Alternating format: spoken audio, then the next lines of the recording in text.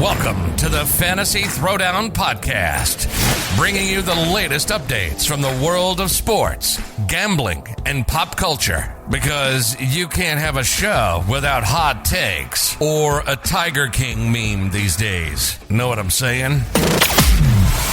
Now, with over 200 episodes and ready to get after it again, here's your host, Dwayne Callender.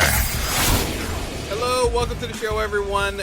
Got Monday Night Football. My Giants are traveling to Tampa Bay to play the Buccaneers.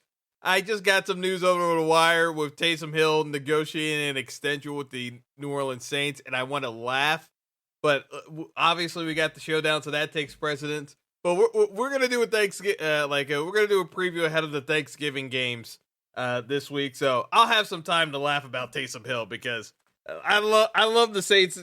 Like, this is not even tripling down. This is like a quintuple down on Taysom Hill. Like, this is ridiculous. But be that as it may, we've got a sizable line here for Tampa Bay being favored over the Giants, and justifiably so. I mean, the Giants stink.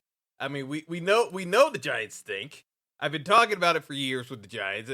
Nothing has really changed. But I will say, this is not a complete whitewash incident, in my opinion. Line's 49.5. Tampa Bay's favored by 11. I gotta think the Giants keep this within 10. I know people are reticent to play the Giants and that they're going to get smashed. I completely get it. It's very easy for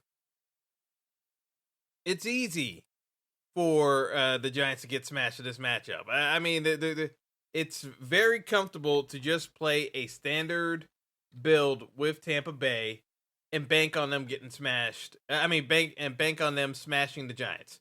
I mean, that's the straightforward play. But we're trying to get a little bit different. And like I said last night, with the Chargers game, it was kind of straightforward, but you still had to play some people on the Steelers. It just so happened that it worked out with Deontay Johnson being in the mix for the Steelers because the Chargers kind of gave it away. But, looking at this matchup, someone's got to catch dump-off passes. And to me, I think, one of the plays you have to be wary of, and he's not going to get a ton of volume. He's probably going to get 15 snaps or less. Probably 10, if we're being honest for ourselves here, because if the Giants fall behind, it is what it is. But, like, the guy you need to kind of look out for because of the weaknesses Tampa Bay has in their secondary is John Ross on the Giants. And yes, he could very easily get you a 0.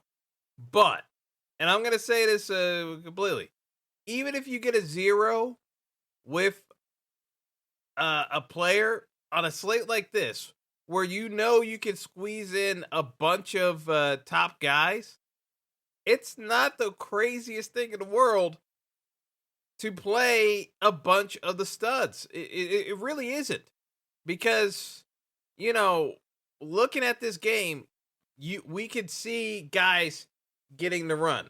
And to me, you can play Kadarius Toney in the captain. You can play Darius Slayton in the captain. Darius Slayton's only 3,200. I know he didn't catch a ball from Daniel Jones. But there are enough plays with this Tampa secondary where you can get there with Giants receivers. So even if you don't feel like playing John Ross, if you play Toney or Slayton in the captain, because I think they get the volume over Galladay. I think Galladay has the potential for a big play, but we haven't seen enough volume, and for Galladay to stay on the field, he's less of a priority for me than, so he'd be the 4th wide receiver for me on the Giants. Me personally, I like Toney if I'm playing Giants captain, or I'll go with Slayton captain. But the way I'm kind of looking towards these builds, if I play Daniel Jones captain with Toney and Slayton or John Ross, and I have like 2 or 3 pass catchers, but I can squeeze in all the Tampa guys I want. If I want to play a Brady game with Godwin and somebody else, or if I want to play Godwin and Evans together and just take bank on lower volume passing from Brady tonight, I can do that. What I do think is the most likely scenario is that you're gonna get Brady try to throw again. He's trying to go for the MVP award, so I think he's got another primetime matchup, and he's gonna try to put a number on the Giants. Now, I think this game is closer than people give it credit for, but I do think Tampa scores on this Giants defense, and the way I think they get it done is by attacking the roster depth on this team, where James Bradbury can't be everywhere at once. I think you can pick apart this Giants defense in the secondary if you spread it out, and Brady's smart enough to read where to go on certain plays. Now, the other question I know folks are going to get to me about is Saquon. What to do about Saquon Barkley? And me personally, I'm probably going to be less on Saquon unless it's a non-Daniel Jones build, because I think for Daniel Jones, yes, could Saquon hit a home run play with a short screen pass? It's possible, but I think the pathway for the Giants really putting up points on this Tampa team is by getting deep pass plays down the field, and the Giants have the playmakers to do it. So, yeah, it's more high risk. I think Saquon gets volume tonight as long as he stays healthy, and that's a big if because we know Saquon just cannot stay healthy. But I think a very logical way to go with your builds tonight, and the way I'm building primarily, is I'm having Daniel Jones and making the decision point if I'm going to cheap route with John Ross or if I'm playing Slayton with Kadarius Toney. That gives you the route where you can go with Brady and your choice of Evans and Godwin. And then I always say this, and people just ignore the plays on Showdown slates, but kickers are so valuable in Showdown slates, and they don't take proper account of it. If the Giants defense slows down Tampa, because I think Tampa moves the ball regardless throughout the night, but if Giants defense can just slow down Tampa enough to keep this game competitive, Ryan Suckup is going to have 3 to 4 field goal opportunities during the course of this game before we even hit the fourth quarter.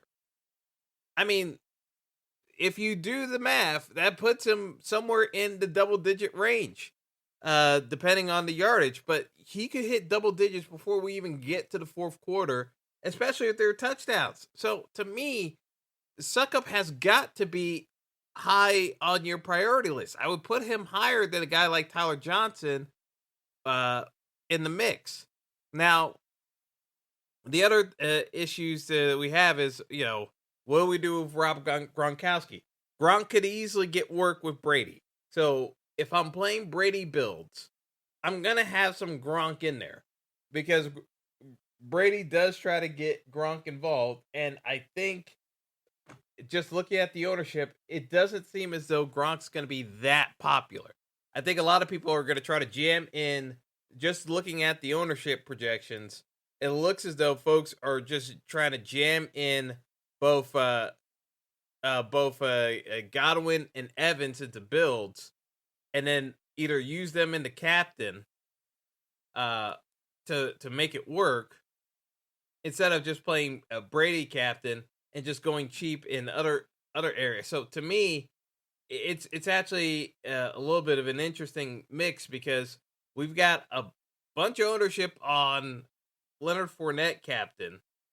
We got ownership on Godwin and Evans, and they're all still somewhat near Tom Brady captain builds because Brady's only coming in at is still coming in at under 20%. Even though people think this game's going to be a blowout, Brady ownership is only at 20% in the captain.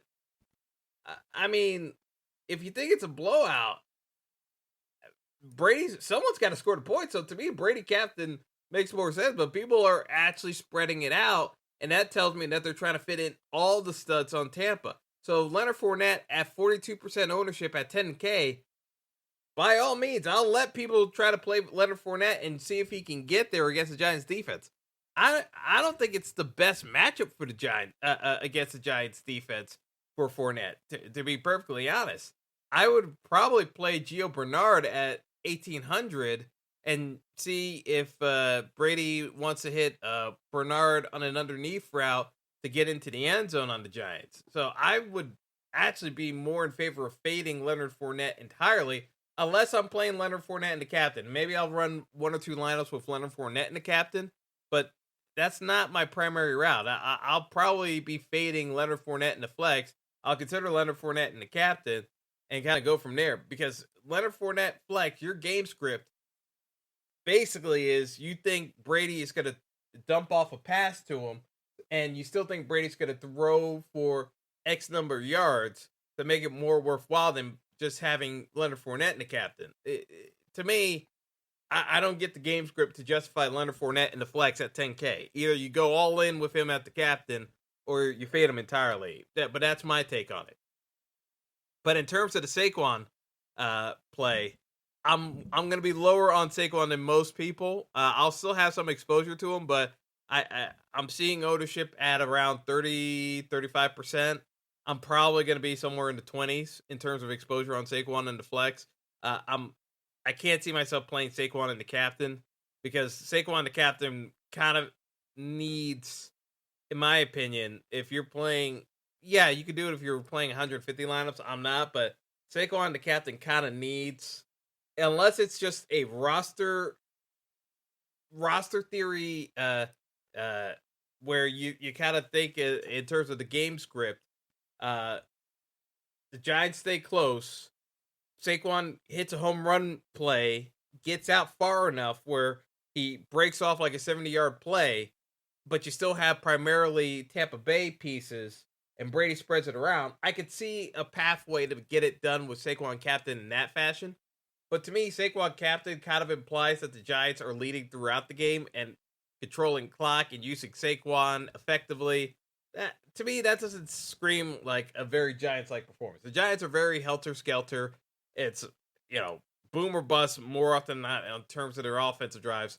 I'm more inclined to Giants chase script, play Daniel Dimes in the captain because it's cheap enough, and then I can get my Brady pieces where maybe he peppers Godwin over Evans or vice versa, because usually Evans and Godwin don't get there in the same game. It's one or the other, and you just got to kind of pick your poison. So in terms of my roster build, I'm leaning more towards Daniel Jones captain, because I can fit in the folks, and I can get the underside protection of on the drives I do stall out with Ryan Suckup kicking field goals.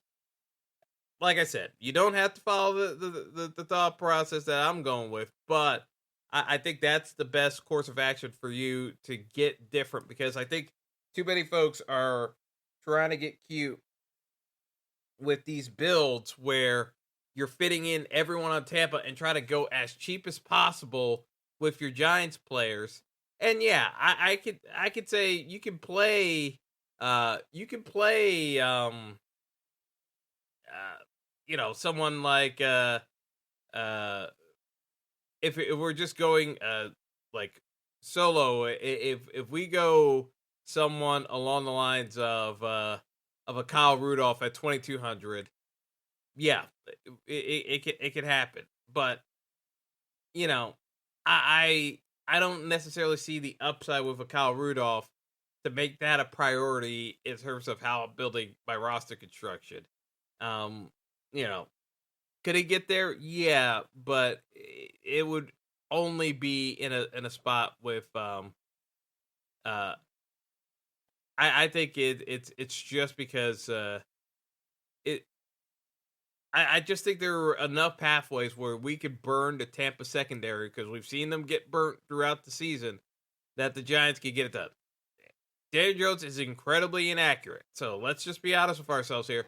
Giants could easily get blown out tonight, especially if Jones doesn't respond well to Todd Bowles blitzing him every single down, because that's what Todd Bowles is going to do. He's going to blitz Daniel Jones pretty much every single chance he gets. But I think that's the route you have to take. If you're willing, unless you just want to min cash, I think you have to kind of go with more of a Giants priority. So even if you go in a 3-3 build between Giants and Bucks players, I still think you got to have a Giants player to captain.